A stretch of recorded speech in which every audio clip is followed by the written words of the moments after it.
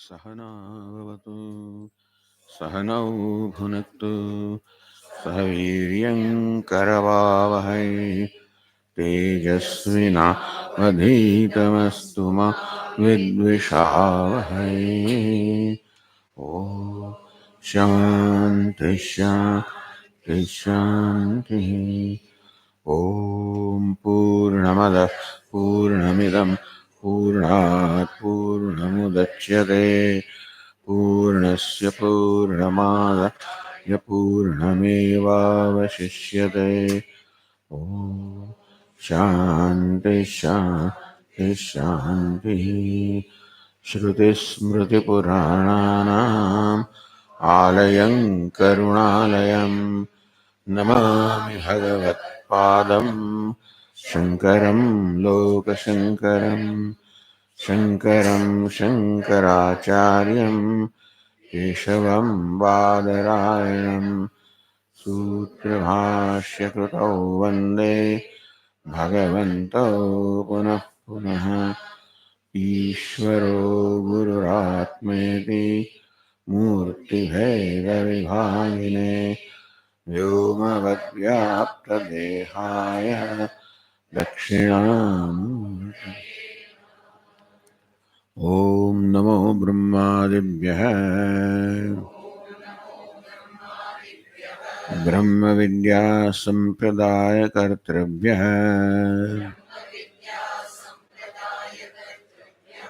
वंशर्षिभ्यः महद्भ्यः NaMo गुरुभ्यः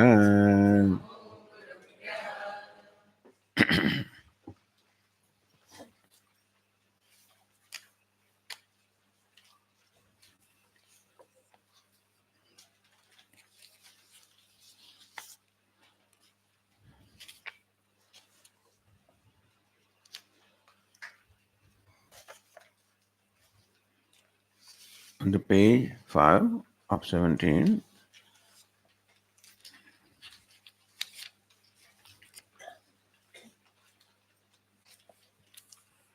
read the first line. Katama atma iti yoyam vijnanamaya praneshu hridyantarjyotihi purushah saha samanasan ubhau lokau amsancharati dhyayativa leelayativa sahi swapno bhutva imam lokam atikramate mrityurupani.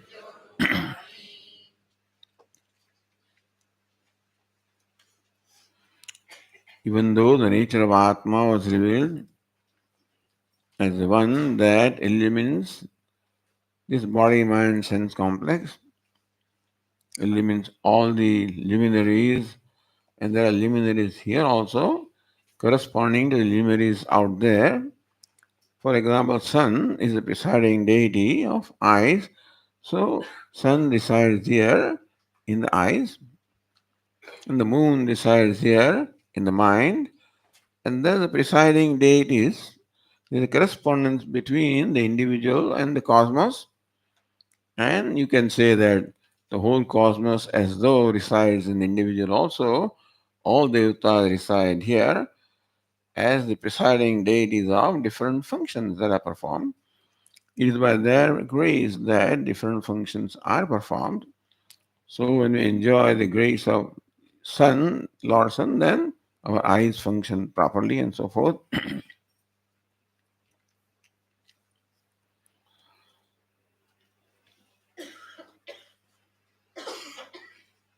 So the nature of Atma was thus revealed. Now Janaka asked this question that the self, but then sometimes we take the body to be the self, sometimes the mind to be the self, sometimes the intellect to be the self, depending upon what we are identifying with. So to clarify, King Janaka asked this question, Katama Atma iti. Which one of this is Atma? Sometimes they call the body the Atma, sometimes sense organs the Atma, sometimes prana the Atma, sometimes mind the Atma, meaning that we keep on shifting our identification of the different layers of our personality. Which of them is Atma? The answer is given Yoyam Vijnanamaya Praneshu Hrudi Antarjyotihi. One that is Vijnanamaya, identified with the intellect, illumining the intellect, enlivening the intellect. Praneshu in the midst of pranas or the sense organs, Hrudi in the heart, Antarjyotihi the inner light of consciousness, Purushaha the one that is complete or whole, that is Atma. What does his Atma do? Saha Samanasan. His Atma becomes equal to the mind. Ubho loko anusancharati, meaning that the Atma, the self, identifies with the intellect, let us say, and therefore the intellect assumes the dream state, then Atma also is a dreamer. When the intellect or the mind is sleeping, then Atma sleeps as though. The mind is awake, then Atma is awake as though. So understand that this waking, dream, deep sleep, they are states of the mind. They are often called states of consciousness, but depending upon what you mean by consciousness, they mean only mind by consciousness. So that states of mind is mind that is wakeful, it is mind that is dreaming, it is mind that sleeps, has profound sleep. And as the mind changes the states, the mind is a reflecting medium. It is the nature of the consciousness to be reflected in that reflecting medium. So mind is in waking state, looks like the consciousness is awake, is a waking state. Mind is a dream state, looks like conscious Atma is in dream state. Mind enjoys a deep sleep, then as though the self is sleeping.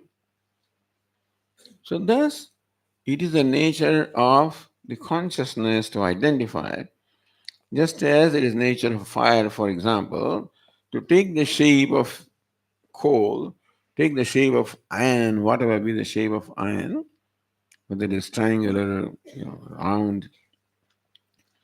So it is the nature of consciousness to as though take the shape of the mind. So mind is waking as the Atma is awake. Mind is dreaming, Atma is dreaming. Mind is sleeping, Atma is sleeping, or I am sleeping. So I am awake, I am dreaming, I am sleeping. They are the kind of notions I entertain about myself. Although Atma is free from all the states, consciousness doesn't go through any change or transformation. It's the mind that has, but because of the identification of the mind, looks like the consciousness of Atma also goes through these different states. This called samana san, being equal to the mind. Ubho loko anusancharati. And so then he acquires this different loka or the states, this world and the next world.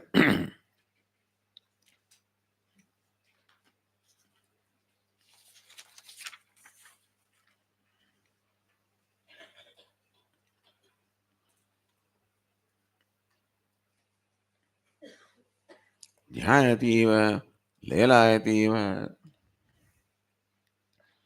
Looks like the Atma is dhyayati, is meditating. Lelayati, it looks like the Atma is distracted. So when I'm meditating on, then, so when meditate, I think that I am meditating, I am being agitated, I am being distracted. I say, I am meditating. I is Atma, and therefore we say that Atma is meditating, Atma is getting distracted. Although meditation is a state of concentration, a state of the mind, being distracted also is a state of mind. But because of identification, looks like the self is meditating, the self is being distracted. Dhyativa, lelayati means that it moves, agitates. So looks like the self is meditating, is focused, or the self is agitated.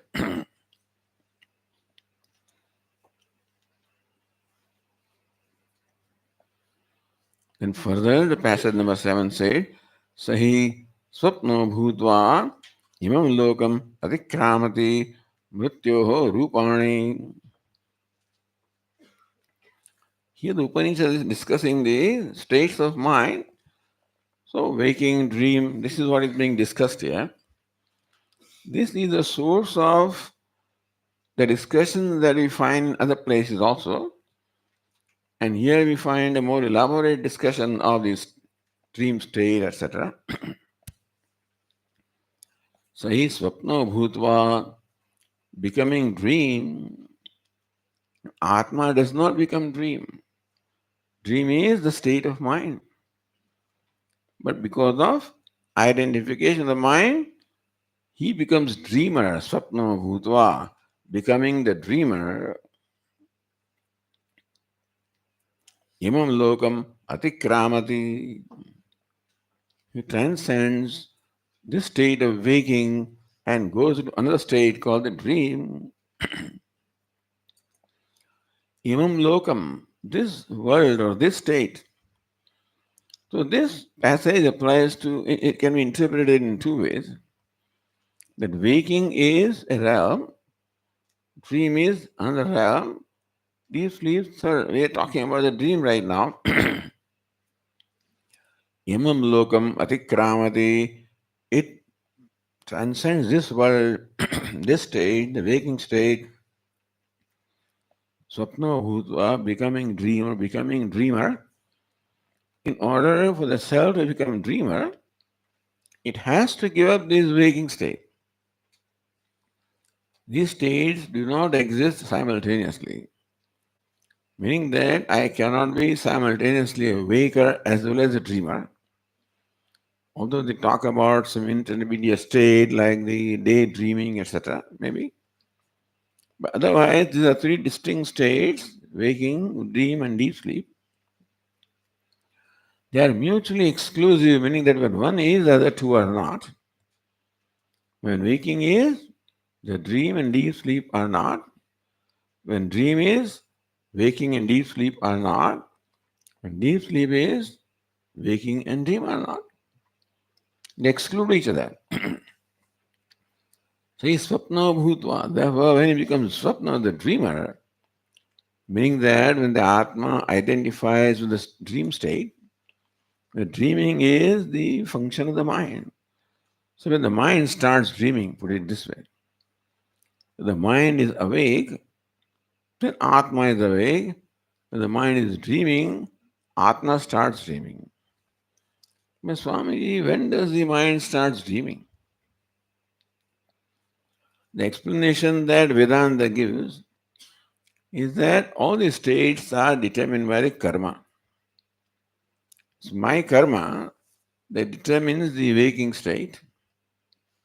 When the karma or the action which resulted in the waking state, when that gets exhausted, and the karma for the dream state, they become evident. The waking state goes and the dream state comes. As long as the karma responsible for dream state is there, so long I experience dream state.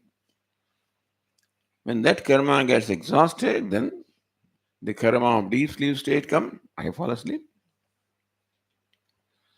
So Vedanta's explanation of these three states of waking, dream, and deep sleep is that these are states of mind, and it is the karma or the action, the result of the karma of the individual, which result into the waking, dream, and deep sleep. At some point in time, we seem to lose the karma for deep sleep. Find it difficult to fall asleep. I guess the karma must be exhausted. Or sometimes karma of the sleep become very prominent and then we keep on sleeping. Or sometimes the person keeps on imagining, dreaming. So whatever is the state of mind, we have to have an explanation. Why does the mind think in a certain way? Why is the mind experiencing a certain state? Answer is karma. What is it that gives rise to next thought? Karma. I do not know what the next thought is going to be, but that is determined by my karma.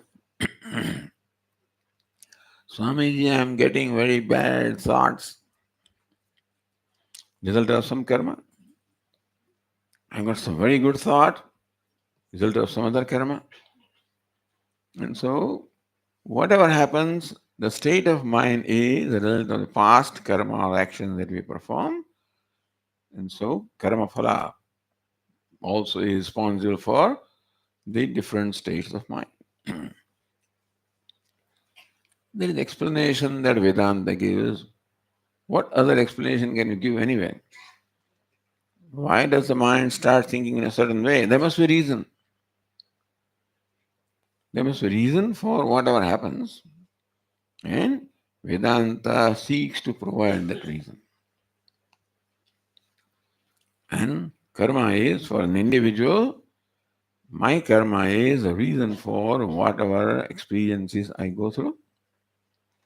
Whatever happens to me is a result of the past karma. Swami, my karma is doing this. What can I? You can't do anything about the karma that have been performed. But we can learn the lesson and it is perform good karma now. So that in future we will have good experiences. So that's what the law of karma explains to us. Law of karma is simply the law of cause and effect. Karma or action is the cause. Karma phala, the result of action, is the effect. Karma, karma phala, cause and effect. It's very simple. The effect is compatible to the cause. So whatever we have done in the past is what has brought about the present. We don't have any control over the present, but we can certainly create our own destiny by performing appropriate karma. So whatever kind of future I want, I am the one who builds my own destiny. So this is what law of karma explains.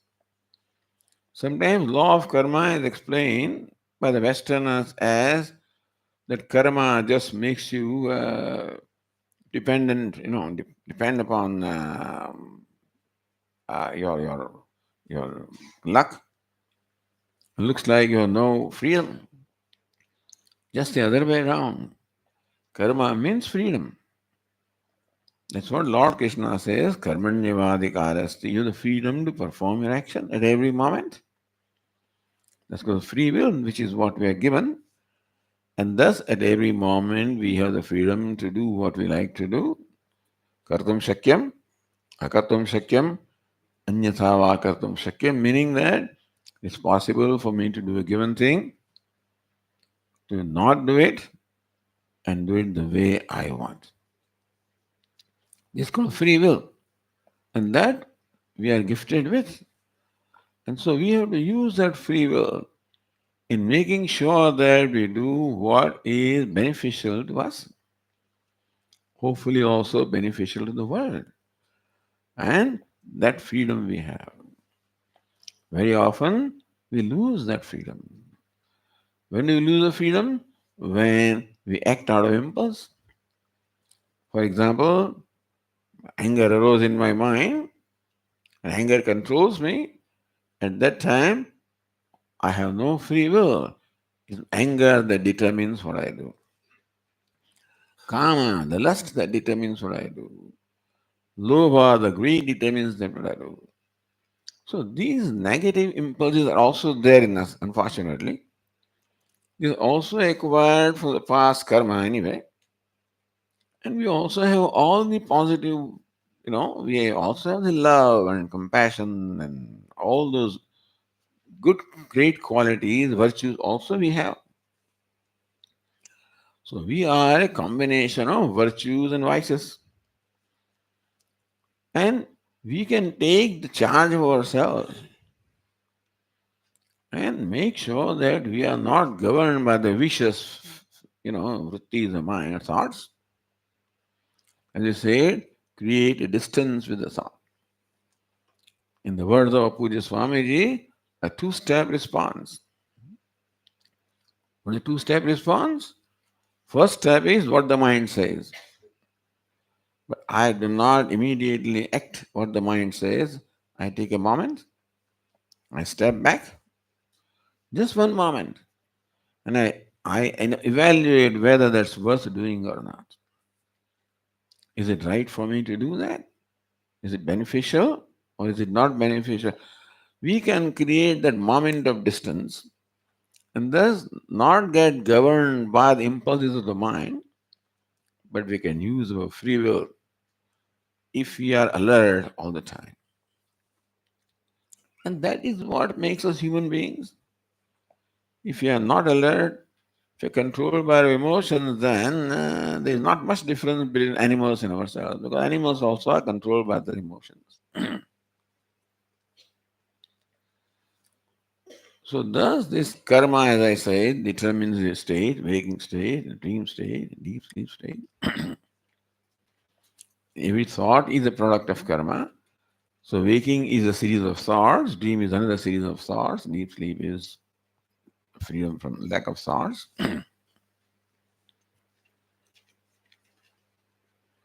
Sahi swapna bhutva imam lokam atikramati.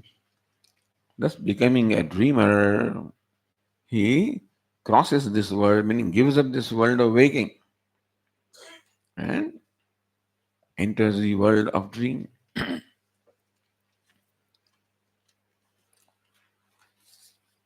मृत्योः रूपाणि मृत्योः रूपाणि अतिक्रामति. This, this is a language, typical language of the Upanishad.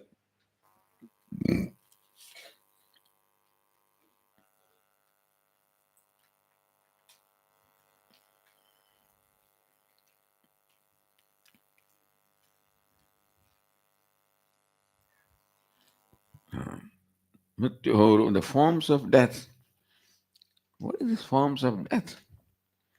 So ignorance or ajnanam is called death. And ignorance, whatever it brings about, Vedanta explains ignorance as the very cause of samsara, very cause of sense of individuality, the cause of therefore the karma and therefore birth and death. What ignorance does, we said it yesterday, is not only I do not know myself, but I know myself wrongly.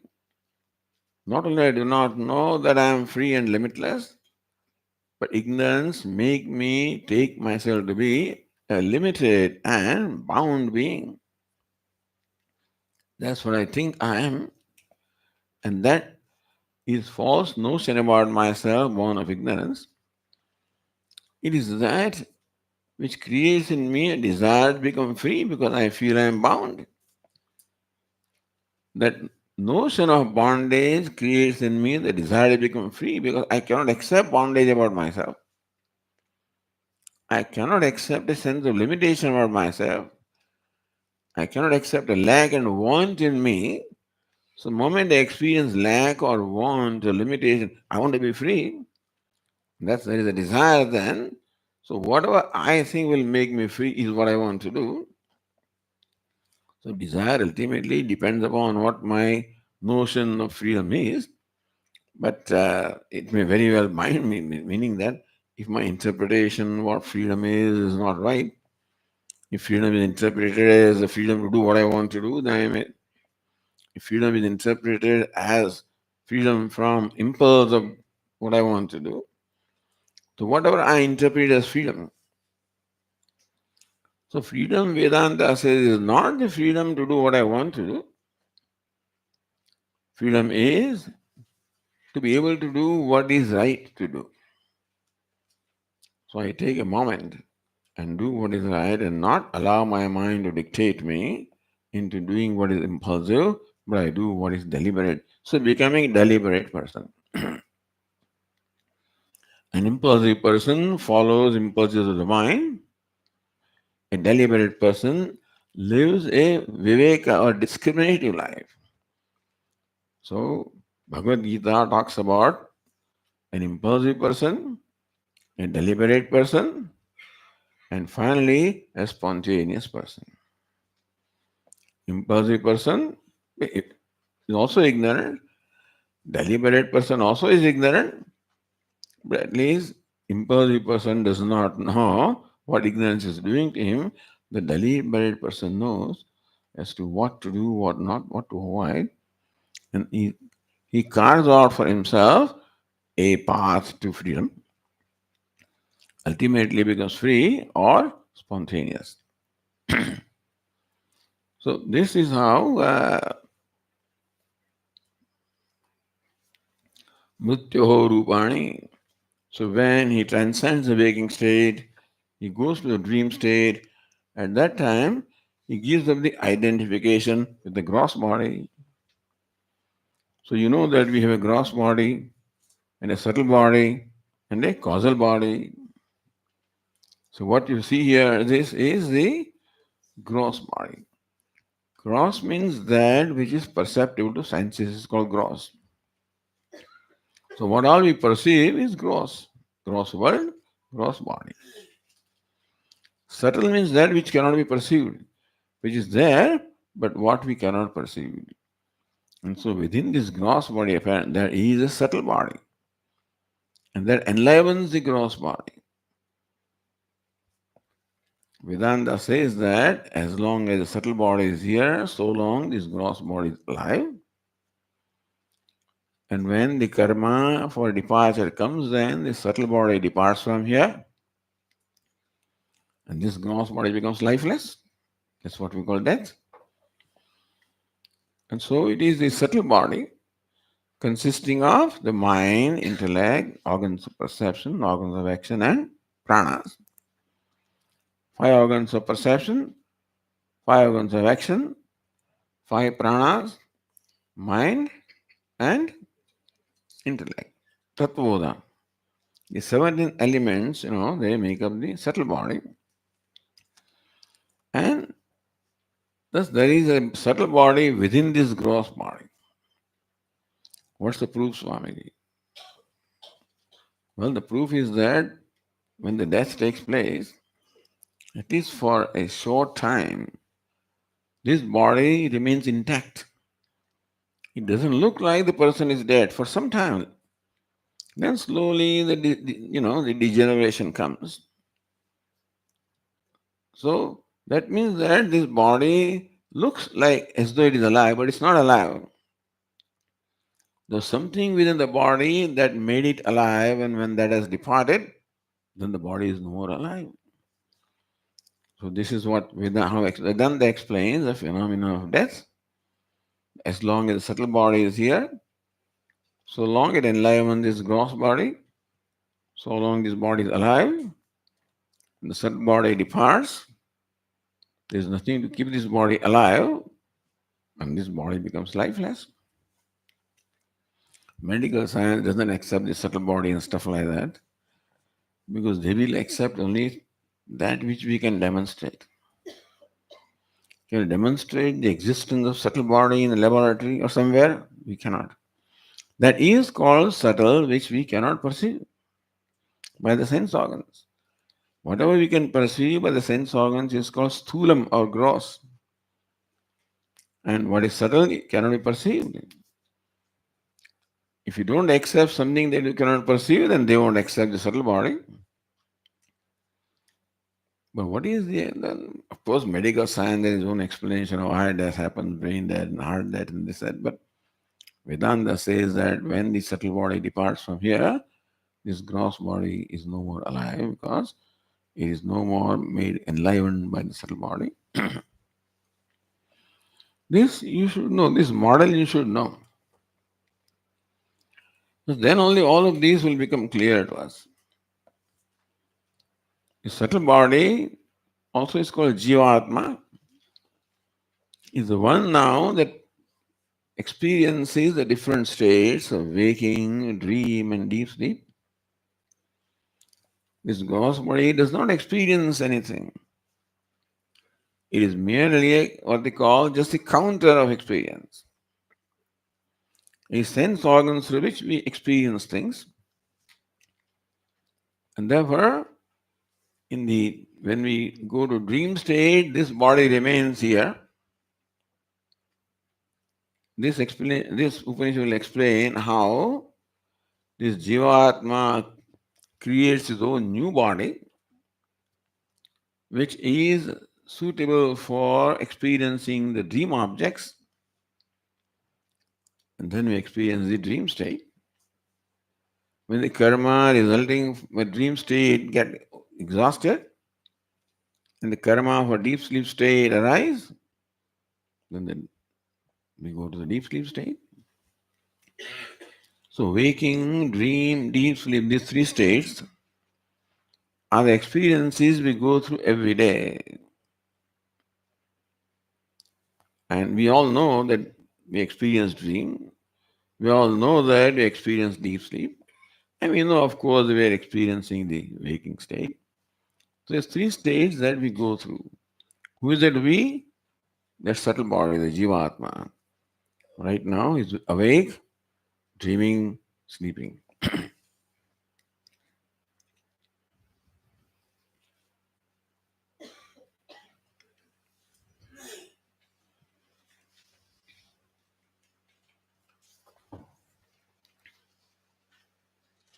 Sahi swapna bhutva imam lokam atikramati mrityoho rupani. And so this self becomes identified with the dream, becomes a dreamer, and transcends this body and the sense organs. We leave this body, sense organs, everything here and create our own world. That also will explain. So dream is a world that we create ourselves. And when this body and all sense organs, everything remains here, we create a new world for ourselves that's called the dream world. So it's mrityoho rupani. So this is created from ignorance. Mrityu is ignorance. He leaves them here and goes to the world of dream.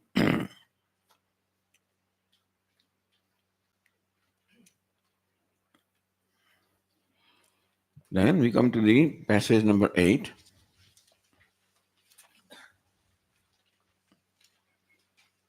On the page 5.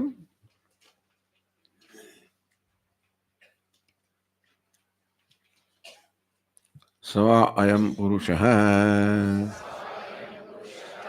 jayamanaha shariram abhisampadhyamanaha papamvihi samsujyate saha utkraman mriyamanaha papmanaha vijahate. Sava ayam purushaha. Look at the translation. Ayam purusha. This man, this person, this self, jayamanaha, when is born, shariram abhisampadhyamana, or when he attains a new body. So birth is acquiring a new body. Death is departing from this body. And birth is acquiring a new body. So as you know very well that Vedanta says that this is not the only birth that we have. Christianity or even Islam also, they do not accept any previous birth. They do not accept the rebirth. They accept only this life. Vedanta says that You cannot explain the diversity unless you accept the karma and the rebirth. Because what makes you different from me? What makes everybody different from everybody else? What is the cause of this diversity?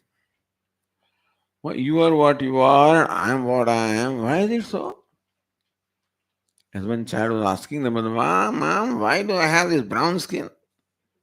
Why don't I have white skin? Etc. etc. So, why am I like this?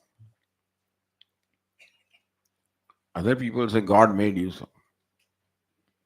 Vedanta says, no, your own karma has. It's not to condemn a person, but to explain that I should take responsibility for myself. The purpose of law of karma is that we take the responsibility for ourselves because we create our own destiny by performing karma or action. It is true that we don't have freedom to change the present because we are the product of the past, but we have the freedom to create our own future. So the law of karma is not the law of fatality. It is the law that gives us all the hope and expectation of that we can build our own destiny. So this law of karma is that alone can explain the previous birth and next birth. Otherwise, there is no law of karma. But what is meant by law of karma is when I am born in this unique manner. What makes me unique is my own karma. And I can continue to perform karma during my lifetime and thus create my own destiny, and then I will have another birth if I have. So everybody has a different history. Everybody performs their own karma, therefore everybody is different from everybody else. So this is what explains the diversity existing among all the living beings in the whole world. Not only human beings, but other living beings also. All of this is product of karma. Nobody has any better explanation than this. And this requires me to take responsibility of myself. I cannot say, why did God create me like this? If God created everything, then I can always ask, why has He created me like this? And why has He created that person like that? And then, we can always complain. And God is always in trouble if He does everything. But here, God is more like an architect. Architect makes a house as ordered by you. So God makes this body, this building as ordered by us, by our karma. So certainly God is involved in creating things, but then doesn't create by his own whims. He creates according to karma of everybody. I hope I am making myself clear. And this I am saying just to bring to your attention in what way Vedanta or Hinduism is different from other things, and how Hinduism seeks to explain the life in its totality. And that can be done only when we accept this continuity of life. When there is continuity of matter, that matter is neither not created nor destroyed. Why do they not accept continuity of life?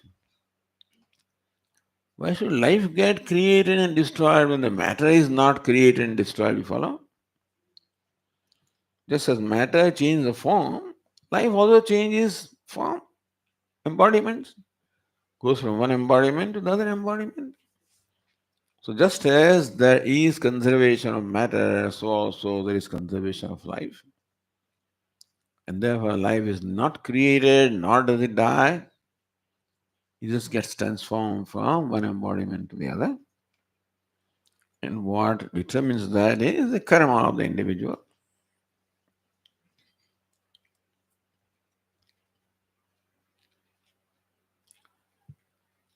Sahi swapno bhutva imam lokam atikramati mrityoho rupani. It means ignorance. And so this body, mind, sense, the waking state, which is a product of ignorance, he transcends that and goes to the dream state. Okay, let's read the passage number 8. We read that Swahayam Purusha Jayamana Sri Avisampadhyamana. So when this entity is born, when this Jivatma is born, what is meant by born? Shariram Avisampadhyamana, he attains a body. So when my karma for living in this body get exhausted, I depart from this body and depending on my karma, a new body is created, which is what I acquire. So birth is acquiring a new body and death is departing from the existing body. So when the karma for me to live in this body get exhausted, I depart from this body, this is called death. And depending upon my karma themselves create a new body. This is what I acquire, and that is called the rebirth. So I am Purusha Jayamana. So when this person is born, meaning Shariram Abhisampadhyamana, meaning that when he acquires a new body, Papmabhi Samsrujyate, he is connected with evils. This body is called Papa. This body, sense organs, all of this is called Papa or evil. Not, evil in terms with comparison to what you could be. You could be a liberated person. You could be abiding in the total ananda and the total. And when you are here, you are not. So it is good to have a body, but then I am limited by the body. I am limited by my body-mind complex. And therefore, I always experience the sense of limitation. When I am here in this body, I always experience sense of limitation. And thus, I am deprived of what my real nature is, which is limitlessness. Therefore, being in this body or identifying the body is called like identifying the death. So by ignorance. Death means ignorance, and thus mrityoho rupani, this jiva or person acquires a new body, sense organs, which is mrityu means product of ignorance.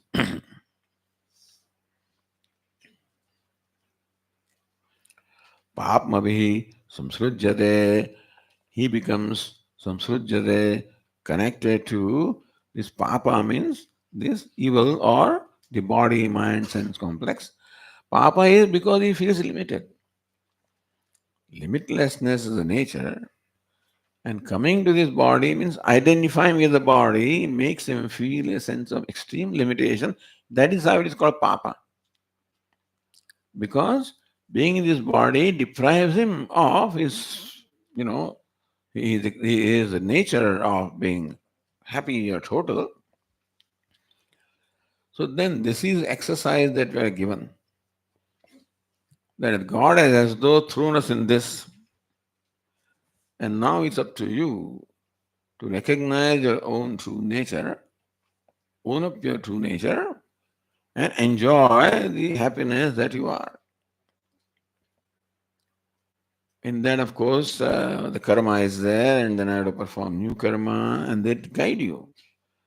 And you follow a life of dharma, follow a life of virtues, values, and thus we can slowly, progress or advance, ultimately recognize the true nature, and thus you abide in your true nature.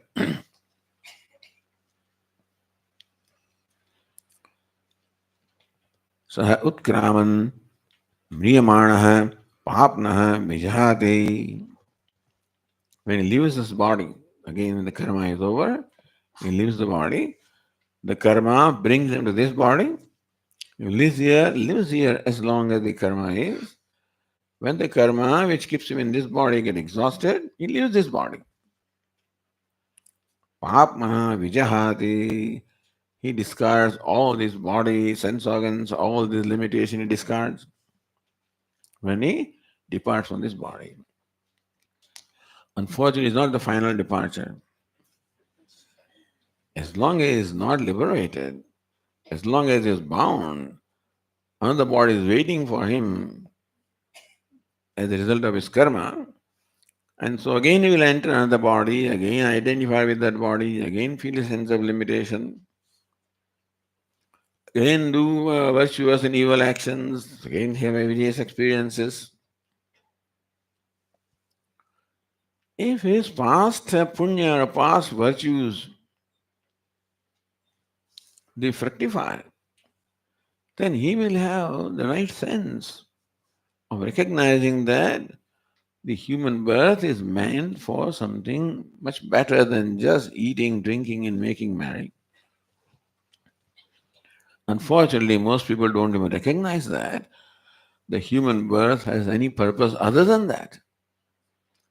But again, for us to recognize that also is a result of our past punya karma, the result of the past virtuous actions makes us recognize that hey, this life is meant for not just enjoyment of this this kind of material pleasures. It has a purpose, and that is how then we will perhaps change the course of our life. Then next passage, same page, page number 5. Now I see the page turning, so no need to turn the page.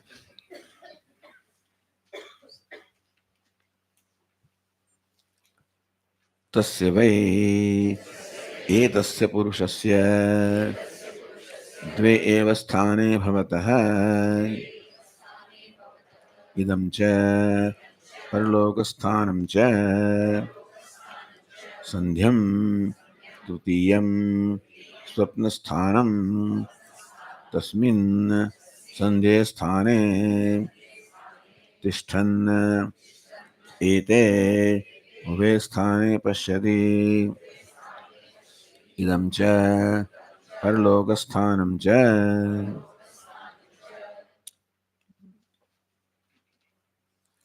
तस्य वा एतस्य पुरुषस्य द्वे अवस्थाने भवतः. Only two states are there for this person, the waking state and the sleeping state. So dream also is sleeping state. So waking and sleeping, these are the two states for this person when he is in the body. Sandhyam Trutiyam Sthanam. There is also a third state, which is the Sandhya, meaning which is the conjoinment or between the two states.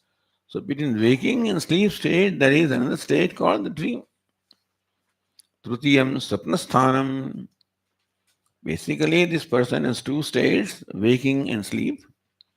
There is also this third state, which is the meeting point of the waking and sleep, and that is a dream state.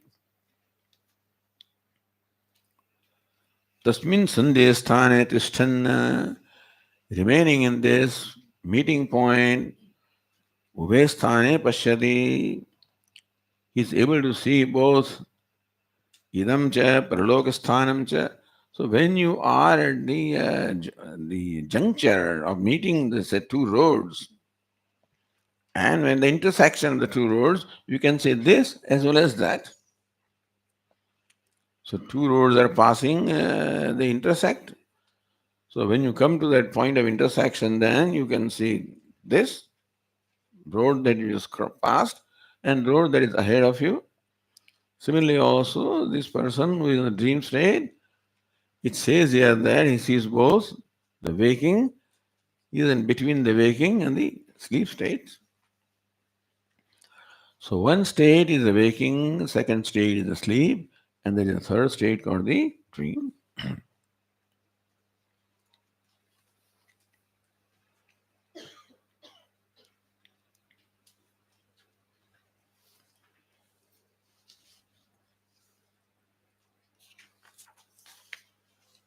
Then the passage says, Asa यथाक्रमोऽयं परलोकस्थाने भवति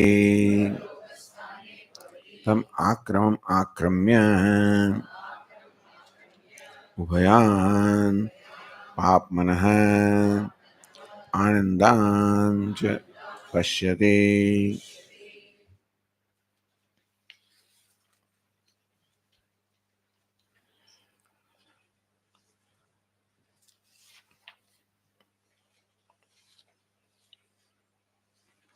अथ यथाक्रमोऽयं परलोकस्थाने भवति. So the translation says that whatever outfit he has, so he has a different outfit. For waking state, he has one outfit. For dream state, he has a different outfit. Because to gain experience of dreams objects, this is no good.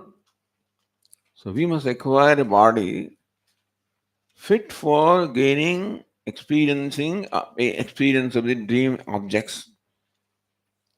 So when you're in this world, for example, you have this body. When you go to heaven, then you need a body compatible to that world so that you can experience the objects of that world.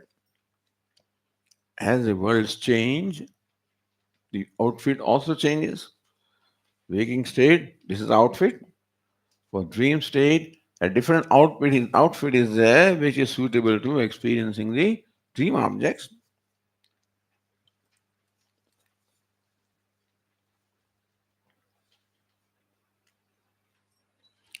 Further it says, Saha yatra prasvapiti asya lokasya sarvavatah matram apadaya swayam vihaya swayam nirmaya swena bhasa swena jyotisha prasvapiti atrayam purushah swayam jyotir bhavati. Good that you repeated what I said because this is not written here. Atrayam purusha, that is in swayam jyotir bhavati. Sayatra prasvapiti. So when now he sleeps or when he dreams, asya lokasya sarvavata matram apadaya, then he takes a part of this all encompassing state of waking. In waking, he has various experiences. When he goes to dream, he takes a bit of the waking experiences. Matram apadaya. So what is dream state?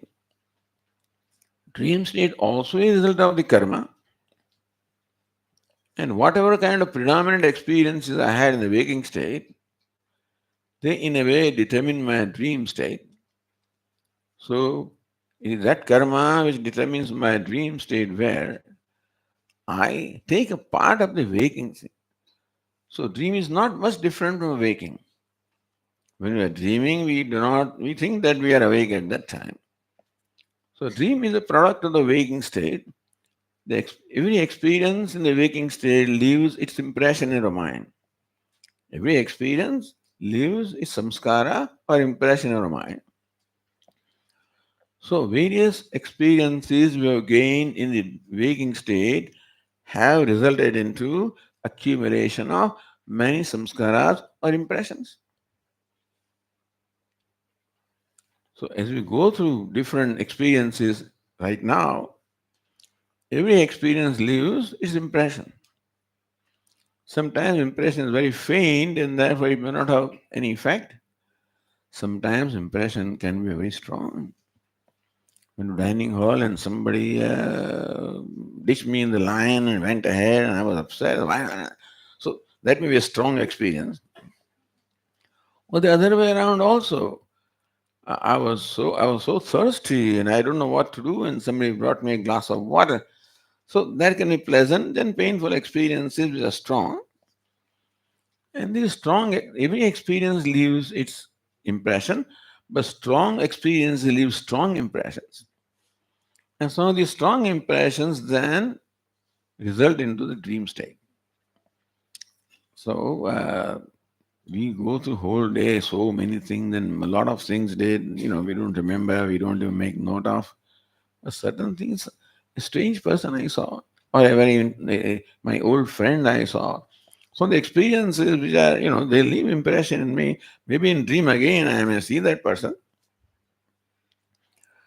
Or I saw these Himalayas and I was so impressed. Maybe in the dream I may see that.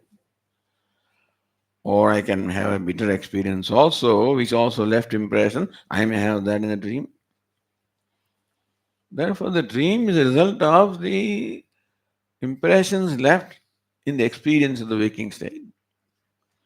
So, in a way, dream is an a result of the waking state only. But what happens is at that time I acquire a new body which is appropriate for experiencing those dream objects.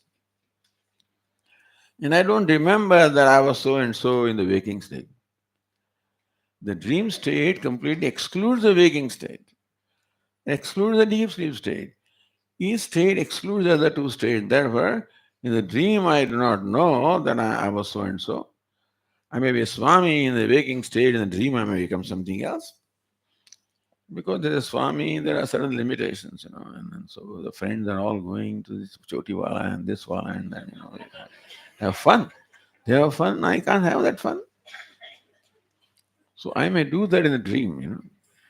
Like these fellows are all sitting around a dining table, and the lady of the house is serving them. The Swami is there, and beside him is the head of the family, and then she serves me some sweet. She skips her husband. So I say, hey, why didn't you serve him also? No, he doesn't get it. So that poor man wants sweet, but maybe because he has diabetes or what it is, his wife does not serve him.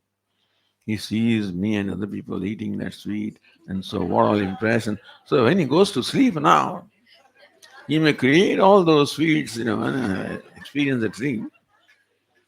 So certain things that we could not fulfill in the waking state might, we may have it our own way in the dream state. So that way, dream state is a result of the various impressions we have built up in the waking state. At that time, we have a new body, thank God, which is compatible to the experiencing of those objects. And the karma of the dream state depends on karma also. If good karma is there, then I may experience the sweet, which I was not given the waking state, I may experience the dream state. My karma is bad, the dream state also, again we may be around the table. Again, this person, wife will refuse to serve him. So it depends on the karma. But dream state also is a result of its own karma. So here he says, Sayatra prasvapeti, when he sleeps or dreams, asya lokasya sarvavata matram apadaya. Of the various waking experiences he takes a little fraction of that, which are prominent experience in the waking state. They become the result, or they determine the dream state. As I said, some prominent experience are in waking state, which has left a deep impression in my mind that may create the dream state. So he takes only a part of the waking experiences and Swayam Vihatya, he makes his body unconscious. Who? The self. Swayam Nirmaya, he creates a new body for the dream. So I make this waking body unconscious. I create a new body for myself in the dream. Svena Bhasa, Svena Jyotisha, Prasvapiti. He sleeps, illumining his experiences in the dream state. As we saw that is Atma, there's a light which that illumines experiences in all states, but in particular dream state. Atrayam Purusha, Swayam Jyotir Bhavati. In the dream state now, there are no other lights to illumine. It is he who illumines everything, and therefore, Swayam Jyoti, he becomes a self-effulgent. He is self-effulgent. So the dream state makes it very clear that I am the self who is self-shining, self-effulgent. eliminating all my experiences. That becomes very clear in the dream state.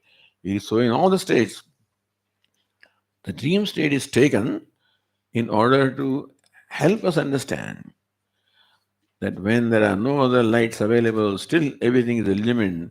So, the only light there is the light of consciousness.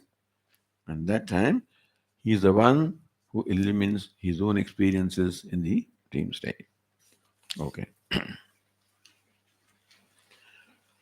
Om Purnamadah Purnamidam Purnat Purnamudachyate Purnasya Purnamadaya Purnameva Vashishyate.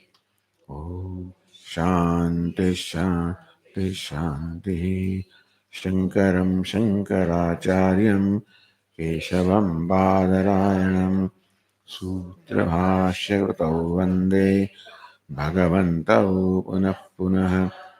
ईश्वरो गुरुरात्मेति मूर्तिभेदविभागिने व्योमवद्व्याप्तदेहाय दक्षिणामूर्तये नमः। ॐ शान्ति शान्ति शान्तिः। हरिः ॐ श्रीगुरुभ्यो नमः। हरिः ॐ।